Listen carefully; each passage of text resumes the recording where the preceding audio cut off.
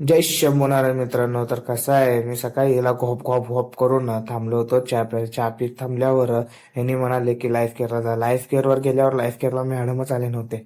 मग मॅडमचा वाट बघत थांबलो. मग मॅडम आल्यावर मी आणि अण्णा निघालतो माल द्यायला.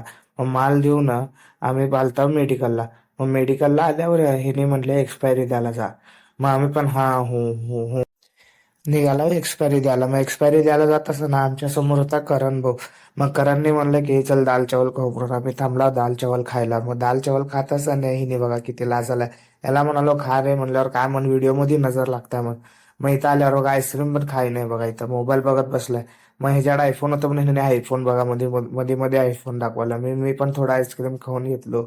मग खाऊन घेतल्यावर मध्ये आपले योगी भाऊ आले. योगी भाऊ काय लाजत होते. मग हिने बघा कसा हसालाय. हे करून हसायला उगा. मग हिने बघा आता हिने बघितला गेला बघा पळून. हिने लहान पोरांसारखं पळून गेला बघा. आता याचं इथं मोबाईल लपवलते. याचं मोबाईल भेटत नव्हतं म्हणून हे रडालता. आता याचं मोबाईल कोण लपवलते काय माहित. मी म्हणाल तो कोण मोबाईल घेतलाय ते भेटत नाही आता देत नाहीत कोण मोबाईल म्हणलं.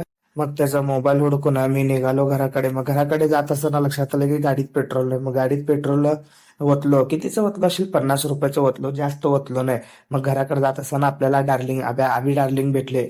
मग हे पण बघा त्याच्यासोबत आलता बघ गाडीवर बसला डायरेक्ट कुठं तरी हिंडून म्हणून.